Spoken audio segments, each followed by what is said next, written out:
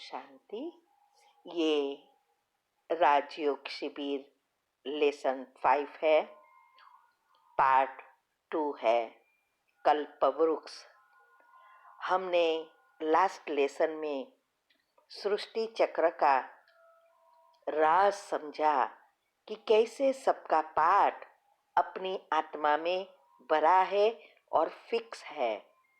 इसीलिए सब दुनिया में भी कहते हैं हिस्ट्री मस्ट रिपीट। और ये भी समझने का प्रयत्न किया कि पुरुषार्थ, नसीब और ड्रामा तीनों अलग है। और जैसे हमारे पुण्य और नसीब था तो भगवान हमें मिले, परमात्मा का ज्ञान मिला, वो नसीब है। लेकिन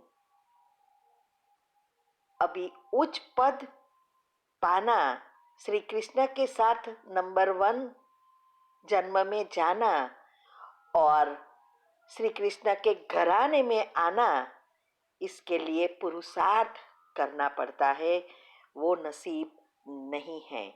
वो हमने अच्छी रीति समझा कि हर चीज़ में कैसे ये काम करता है। और इसके लिए कर्म की गति के जो 12 पाठ मैंने रखा है वो आप अगर सुनेंगे तो भी बहुत समझ में आएगा। और ये सृष्टि चक्र का ज्ञान परमात्मा ने इसीलिए दिया क्योंकि अभी ये सृष्टि का अंतिम चरण चल रहा है। सृष्टि परिवर्तन हो रही है। कलयुग में से सतयुग स्वर्ग बन रहा है।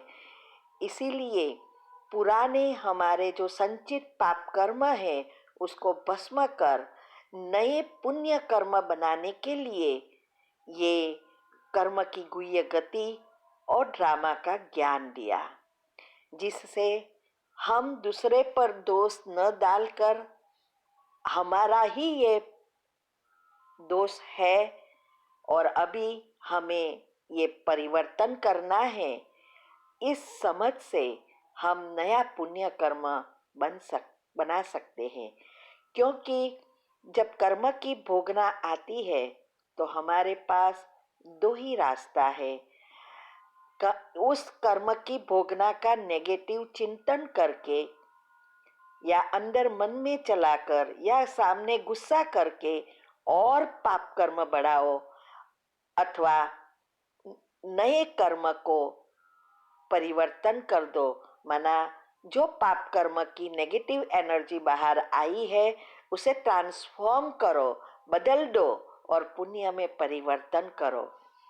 तो आज हम ये समझेंगे कि कल्पवृक्ष क्या है, जिसका गीता में भी कहा है ऊर्ध्व मूलो अधो शाखा। माना ये जो झाड़ है वो मनुष्य वंश का झाड़ है, वो उल्टा है। जैसे आपने परम धाम का चित्र जो हमने भेजा था, माना सृष्टि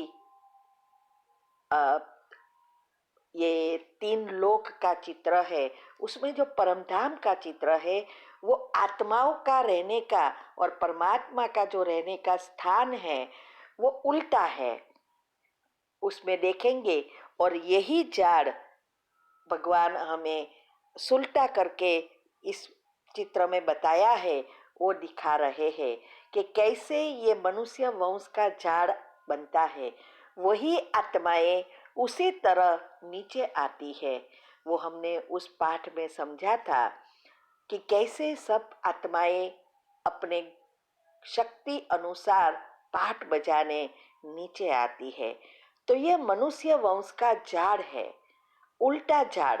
माना परमात्मा जो बी है वो ऊपर है और उसकी शाखाएं उल्टी नीचे लटकी हुई है। दुनिया में भी हर एक झाड़ की आयुष्य होती है और आयुष्य अनुसार जब समय आता है तो वो सड़ना शुरू हो जाता है। तब नए झाड़ के लिए पहले कलम लगानी पड़ती है और सब कलमें नहीं अच्छी निकलती, कई सूख जाती है, कई आधी निकलती है और थोड़ी सी कलमें अच्छी रीति निकलती है, जिसको हम खेत में या जमीन में बोकर उसको तैयार करके फिर पुराना झाड़ काटते हैं, पहले नहीं काट देते, क्योंकि एक दफा सड़ा हो गया फिर उसको अच्छा रिपेयर नहीं हो सकता।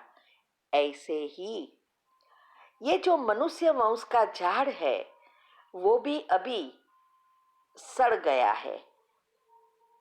इसमें नेगेटिव एनर्जी, पाप कर्म रूपी कीटाणु बढ़ गए हैं, इसीलिए दुख प्रॉब्लम भी बढ़ गए हैं।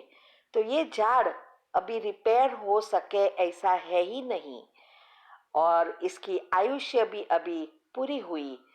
इसीलिए परमात्मा को भी इस झाड़ को अभी खलास करना पड़ेगा, काटना पड़ेगा, और इसके पहले वो कलम में डाल रहे हैं। अच्छी अच्छी आत्माएं, जो देवकुल की आत्माएं हैं, उसको ढूंढकर उसमें गुण और शक्ति भरकर वो नई झाड़ के लिए कलम डाल रहे हैं, क्योंकि स्वर्ग बनाना है तो उसके लिए वहाँ अच्छे संस्कार वाले आत्माएं चाहिए। तो वो संस्कार परिवर्तन करने का काम अभी कर रहे हैं। नए झाड़ की कलमें लग रही है। 33 करोड़ कलम लगाएंगे, जो 33 करोड़ देवी देवता का गायन है उतनी कलम लगेगी, लेकिन उसमें से कई सड़ जाएगी, सूख जाएगी, आधी रह जाएगी, और सिर्फ 9 लाख आत्माएं जो नई सृष्टि की तैयार होगी, माना इतनी ही कलमें होगी जिससे नए झाड़ तैयार होगा, और उसके जो वंशज है वो सारी दुनिया हो जाती है। ये 9 लाख आत्माएं ही कुलदेवी है, पूर्वज है, इष्ट देविया है, उसके ही खुद के बच्चे होते हैं, और ये 5000 साल में अपना अपना माना कुल देवी का भी खुद का भी वंशज होकर झाड़ बनता है। तो इसीलिए अभी हमें देखना है कि क्या हम कलम बनने के लायक बने हैं, या 33 करोड़ में ही हैं, या 2 करोड़ में हैं, कहाँ हैं, वो हमें अपने आप को चेक करना है।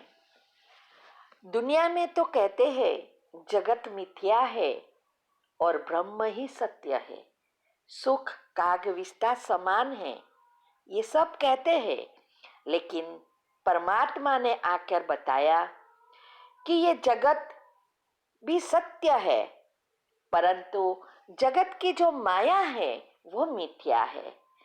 जब परमात्मा ने सृष्टि बनाई, स्वर्ग बनाया सबको सुख देने के लिए, तब दुनिया भी थी, घर संसार भी था और सब कुछ था, फिर भी बैलेंस में था। और अभी वही दुनिया में माया की जाल या रावण फैल गया है। अगर हम उसको अच्छी रीति बैलेंस में रखकर सब चीजें यूज करें तो वो सुख देती है, लेकिन माया के या विकारों के वश होते जाते हैं तो वो दुख देना शुरू हो जाती है। इसीलिए भगवान कहते हैं कि ये दुनिया भी सुख देने वाली है, ब्रह्म के समान सत्य है।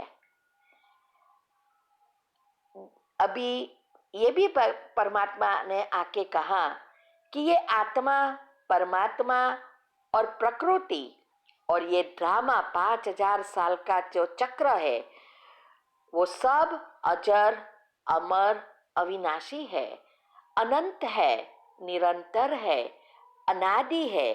लेकिन आत्मा और प्रकृति परिवर्तनशील है और परमात्मा अपरिवर्तनशील है। क्योंकि परमात्मा एनर्जी है, वो जन्म मरण के चक्कर में नहीं आते हैं। इसीलिए सब भले अजर अमर अविनाशी है, लेकिन आत्मा और प्रकृति की नीचे कला उतरती जाती है और परमात्मा की वैसी ही रहती है। दुनिया में हम समझते हैं धर्म और आध्यात्मिकता एक है। वास्तव में समझे तो धर्म क्या है? धर्म और आध्यात्मिकता में क्या फर्क है? वैसे देखो तो धर्म ही आध्यात्मिकता में परिवर्तन हो जाता है। हमने तो धर्म के वाड़े बना दिए, क्योंकि शरीर भान में आने से शरीरधारियों को माना देवी देवताओं की पूजा करके हम समझते हैं कि पूजा पाठ किया, जप तप किया और उपवास किया तो ये हमारा धर्म हो गया। लेकिन वास्तव में धर्म माना फर्ज, जवाबदारी। पहले तो हमारी खुद की आत्मा के लिए जवाबदारी कि आत्मा को कैसे शुद्ध पवित्र रखे, कैसे उसके असली स्वधर्म में स्थित करे, ये हमारी ही जवाबदारी है। हमारी खुद की माना आत्मा को ही उसका ध्यान रखना है। लेकिन अभी आत्मा में शक्ति न होने के कारण शरीर ने उसका वर्चस्व ले लिया है। इसीलिए हम चाहते हुए भी हम जो चाहे वो नहीं कर सकते। तो पहला है फर्ज, सेवा, सिद्धांत, ये सबको जानना है और उसको जानकर समझकर जीवन में धारण करना है। और परमात्मा ने जो नीति नियम बताए हैं, संयम सदाचार जीवन बताया है, ये सब को प्रैक्टिकल में धारण करना और स्वरूप बनना, यह है आध्यात्मिकता। तो जैसे जैसे हम आत्मा को जान लेते हैं और आत्मा के गुणों का चिंतन करते हैं तो धीरे धीरे हम आध्यात्मिकता में परिवर्तन हो जाते हैं। गीता में भी कहा है ज्ञान, भक्ति और वैराग्य, ये तीनों बात कही है। जब अज्ञानता आ जाती है तब जीवन में दुख अशांति आ जाती है और ज्ञान माना समझ से फिर से स्थायी सुख शांति हम प्राप्त कर सकते हैं। तो ये जो झाड़ है, मनुष्य वंश का जो झाड़ बताया है, इसमें आप देखेंगे तो और झाड़ की तरह इसमें भी बीज है, मूलिया है, थड़ है, शाखाएं है, पत्ते है, फल है, ये सब बताया है। तो इसमें आप देखेंगे कि नीचे मूढ़ी में जो वाइट कपड़े में दिखाया है वो ब्रह्मा कुमारियां है, जो परमात्मा आकर ब्राह्मण बनाते हैं, वो मूल में दिखाते हैं। तो बीज है परमात्मा और मूढ़िया है वो आत्माएं जो परमात्मा के कार्य में मददगार बनती है, जो पूज्य बनती है, पूर्वज बनती है, कुलदेवी बनती है, वो मूढ़िया है।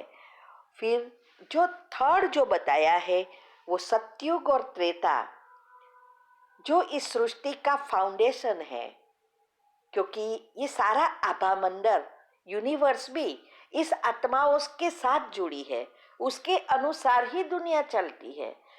तो इसमें बताया है थर्ड में सतयुग और त्रेता त्रेता इसमें कोई डाली नहीं है, माना कोई दूसरे धर्म नहीं है। एक धर्म, एक भाषा, एक राजा, एक मत, सब एक होते हैं। कोई झगड़ा नहीं, कोई दुख नहीं होता। तो सतयुग और त्रेता को स्वर्ग कहा जाता है। सतयुग स्वर्ग और त्रेता युग सेमी स्वर्ग।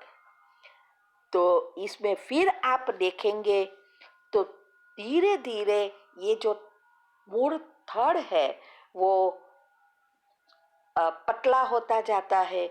फिर उसमें से मूड डालियां निकलती है। उस डाली में मुख्य 3 धर्म जो हमने सृष्टि चक्र में भी देखा कि 2500 साल के बाद पहले इब्राहिम आके जो धर्म की स्थापना करता है, इस्लाम धर्म की, फिर बुद्ध आके बौद्धिक धर्म की, और जीसस क्राइस्ट ने आके क्रिश्चियन धर्म की स्थापना की। ये 3 धर्म इस कल्पवृक्ष में मुख्य डालियां है। फिर जैसे जैसे आप देखेंगे तो डाली और ही पतली होती जाती है और एक डाली में से अनेक डालियां निकलती है। माना एक धर्म से अनेक धर्म के फाटे पड़ते जाते हैं और जितने फाटे पड़ते हैं उसको डिवाइड होते जाते हैं, उतनी धर्म में ताकत कम होती जाती है। वैसे भी दुनिया में भी हम झाड़ देखेंगे तो उस झाड़ का जो मेन डाली है उसमें हम खड़े रह सकेंगे, वो स्ट्रांग होती है। लेकिन उससे निकली हुई छोटी छोटी डाली में हम खड़े रहना चाहे तो नहीं खड़े रहेंगे, वो गिर जाते हैं। ऐसे ही जब धर्म की स्थापना हुई तो धर्म भी सतो प्रधान होता है और उसमें ताकत होती है। फिर धर्म की फाटियां पड़ते हैं, मना अनेक डालियां निकलती है, तो धर्म की ताकत कम होने से दुनिया विनाश के मुंह में चली जाती है, नरक बनती जाती है। और फिर आगे बहुत धर्म की बात की है, वो हम अगले चैप्टर में श्री कृष्ण के 84 जन्म की जो कहानी है उसमें हम डिटेल में समझेंगे कि कैसे अनेक लोग धर्म निकलते हैं और धर्म के पूजा करते करते अनेक धर्म और अनेक देवी देवता कैसे होते हैं, वो हम अगले चैप्टर में समझेंगे। फिर इसमें दिखाई है शाखाओं के बाद, माना जो डालियां है उसके बाद है पत्ते। तो यहाँ पत्ते कौन है? हम आत्माओं की यादगार है। इस मनुष्य सृष्टि का झाड़ जो है उसमें पत्ते माना आत्मा, और फल जो है आत्मा जो भी कर्म करती है उस अनुसार उसको फल मिलता है। ऐसे ये सारा ड्रामा तैयार होता है जो हमने देखा वो। इसीलिए नीचे भी उसमें बताया है, 2 बताई है बातें। एक माला बताई है 108 की, जिसको वैजंती माला कहते हैं। हमने कितनी मालाएं की होगी जन्म जन्मांतर से, मगर उसका रहस्य नहीं समझे। उसमें आप देखेंगे तो 108 मन के होते हैं, और हरे कृष्ण की माला देखेंगे तो पहले बड़े मन के, फिर छोटे छोटे छोटे होते होते 108 एकदम छोटे हो जाते हैं, और फिर उसके ऊपर 2 मेरू मन के होते हैं और उसके ऊपर फूल होता है। माना वो 2 मनके को मेरू कहते हैं और उसके ऊपर फूल। जब एक चक्र पूरा होता है तो हम फूल को आंखों पे लगा कर सिर पर चढ़ाते हैं। तो ये जो 108 की वैजंती माला का रहस्य है, 108 आत्माएं जो श्री कृष्ण के घराने में उसके वंशज बनने वाली आत्माएं हैं, जो 8 जन्म सतयुग में जो होता है उसमें वो होती है, उसने इतना पुरुषार्थ किया होता है और भगवान के कार्य में मदद की होती है, और वही हमारे आभा मंडल के ताले और ग्रह नक्षत्र सब इससे ही जुड़े हैं। वो हम 10 डायमेंशन में डिटेल में समझेंगे वास्तव में ये डायमेंशन है क्या और ये आयाम क्या है, इसमें ये डिटेल में हम समझेंगे। तो ये जो 108 आत्माएं उसकी यादगार है। ऊपर जो 2 मेरु है वो लक्ष्मी नारायण का कंबाइंड स्वरूप, विष्णु कहो या महालक्ष्मी कहो, उसका इसकी यादगार है। जो इस सृष्टि पर नंबर 1 है वही राधे कृष्ण है और वही राम सीता बनते हैं। तो वो हम कल नेक्स्ट चैप्टर में समझेंगे कि कैसे ये लक्ष्मी नारायण ही राधे कृष्ण है और राम सीता है। तो ये जो 2 आत्माएं इस सृष्टि पर मुख्य है। परमधाम में सभी आत्माओं में नंबर 1 शिव परमात्मा है, लेकिन जब शरीर धारण करते हैं, इस सृष्टि पर जन्म लेते हैं, वो शिव तो लेते नहीं। इसीलिए राधे कृष्ण या लक्ष्मी नारायण इस सृष्टि के नंबर 1 है, जिसको हम आदि देव आदि देवी कह सकते हैं। मुस्लिम लोग कहते हैं आदम और बीबी, और क्रिश्चियन में कहते हैं एडम और ईव। ये 2 ही आत्माएं हैं जो इस सृष्टि की शुरुआत में आती है और number 1 next to God. Difference दोनों में एक पॉइंट ही है, परमात्मा में और श्री कृष्ण की आत्मा में।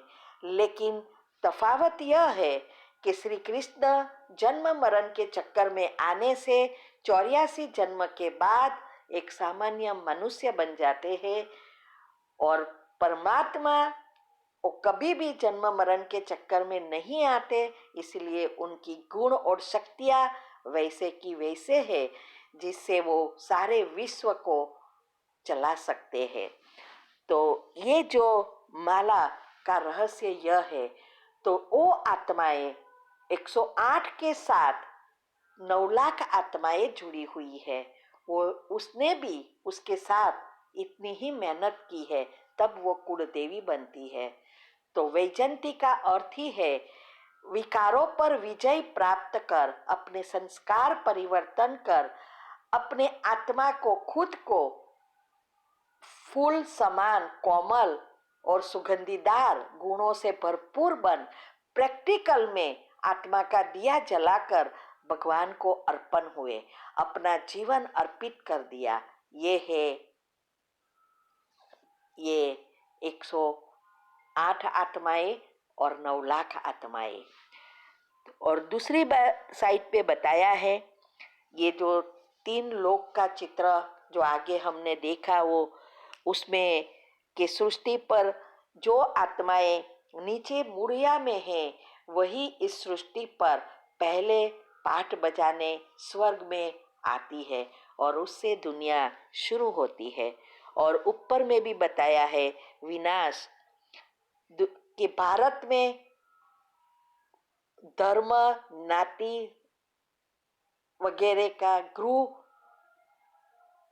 झगड़े होंगे, हाँ, तो लोही की नदियाँ बहेगी और फॉरेन कंट्रीज में पानी बॉम्ब वगैरह से दुनिया का विनाश होगा। और इसमें बताया है मेन मुख्य कंट्री रसिया और अमेरिका, ये दोनों के बीच बड़ी लड़ाई होगी और ये दुनिया का विनाश होगा। यही थर्ड वर्ल्ड वॉर कहते हैं। तो ये सारा रहस्य भगवान ने इसमें समझाया है। और माला का जो रहस्य भगवान ने समझाया, तो अब वो समझकर भगवान अभी कहते हैं कि अभी हाथ के माले और मन के चारे तो बहुत किया, माना हाथ में मन के घुमाते रहे और मन और बुद्धि घूमती रही। हाँ, कुछ भावनाएं परमात्मा के पास पहुंची ही नहीं। तो भगवान कहते हैं कि अभी करके मन के छोड़ और मन के जोड़ने की आवश्यकता है। हाथ से माला करके मुख से बोलना नहीं है, लेकिन मन का जो माला है, मन के अंदर उसको जोड़ना है, तभी हम देवता बनने के लायक बन सकते हैं। ये बहुत गुह्य राज है। कब आगे आगे जैसे आप आगे बढ़ेंगे, रेगुलर बनेंगे, तो आपको बहुत कुछ रहस्य समझ में आएगा। तब पता चलेगा कि क्या भगवान आके करते हैं। अखा ने भी कहा है कि तिलक करते 53 गए, जब माले के नाके गए। माना हमने तिल्ला तपका करके 53 साल गुजार दिया, कितनी मालाएं करके कितनी माला तोड़ दी, नाके गए मना तोड़ दी। तीरथ फरी फरी थके चरण, फिर भी नहीं पहुंचे प्रभु के शरण। कथा सुनी सुनी फुटिया कान, पानी देखकर किया स्नान। तुलसी देखकर तोड़े पान, तोए न आया तुझे ब्रह्म ज्ञान। उसका अर्थ यह है, आप सब कुछ करो, लेकिन जब तक आपको आत्मज्ञान ब्रह्म ज्ञान ना हो, तब तक परमात्मा की प्राप्ति नहीं हो सकती। इसीलिए गीता में कहा है कि अपने स्वधर्म में स्थित होकर, माना आत्मा के धर्म में स्थित हो जाओ, और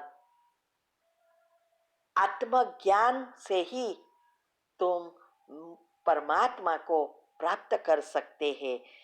इसलिए गीता में ये भी भगवान ने अपना परिचय दिया है, मैं अव्यक्त हूँ, प्रकृति को वश करके मैं अवतरित होता हूँ। मैं अणु से भी सूक्ष्म हूँ, मेरा धाम चांद तारा गणों से भी पार परम धाम है, जिसको 7वां आसमान या 10वां डायमेंशन भी कहते हैं। मैं करण करावनहार सर्वशक्तिमान हूँ, स्थापना पालना और विनाश के कार्य का मैं सिर्फ निमित्त मात्र हूँ। ये सृष्टि रूपी कल्पवृक्ष का मैं बीज रूप हूँ। मेरा कोई जन्म नहीं होता है, मैं एक साधारण तन का आधार लेकर अवतरित होता हूँ। हे अर्जुन, तू तेरे जन्म को नहीं जानता, लेकिन मैं तेरे अनेक जन्म को जानता हूँ। तू सब शरीर के धर्म को छोड़ मेरे शरण आ जा और सभी पापों से मुक्त हो जाएगा। ये कितनी अच्छी रीति भगवान ने समझाया है, लेकिन इसकी बातों को समझने के लिए बुद्धि शुद्ध पवित्र चाहिए। इसलिए कल भी मैंने कहा था कि ये जो बात कहा है, प्रलय समये आकर निर्गुण हारों में गुण और शक्ति भरकर नई सृष्टि की रचना करता हूँ, परंतु मूढ़मती मनुष्य मुझे पहचान नहीं सकते, और मुझे पहचानने वाले बहुत कम हैं, क्योंकि मैं एक साधारण तन का आधार लेकर अवतरित होता हूँ। तो आइए इस बातों को समझिए और परमात्मा के ये नए कल्पवृक्ष की कलमें बने, जिससे हम नई सृष्टि का आरंभ करें। अभी हम अगले चैप्टर में समझेंगे कि ये जो श्री कृष्ण और राधे नंबर 1 है इस सृष्टि पर, तो वो कैसे 84 जन्म लेते हैं, मनुष्य ही कैसे बनते हैं, पशु पंखी या कुत्ता बिल्ला नहीं बनते हैं, और अनेक धर्म कैसे बने हैं, धर्म की स्थापना कैसे हुई, शास्त्रों किसने लिखा, कैसे लिखा, ये बहुत गुह्य सब राज है। उस राज को अभी समझना होगा, और तब जब हम समझेंगे तभी हमारी अज्ञानता दूर होगी। और इसीलिए हमने ये व्हाट्सएप पर जो ग्रुप खोले हैं, ये परमात्मा ने ही खुलवाए हैं, और सबको बातें समझकर आगे बढ़े, इसीलिए ही ये सब कुछ करवा रहा है। आओ उसे पहचानो और मेडिटेशन जीवन में उपयोग करके इस जीवन को भी सुधारो, सुख शांति पाओ और अगले जन्मों को भी सुधारो। ओम शांति।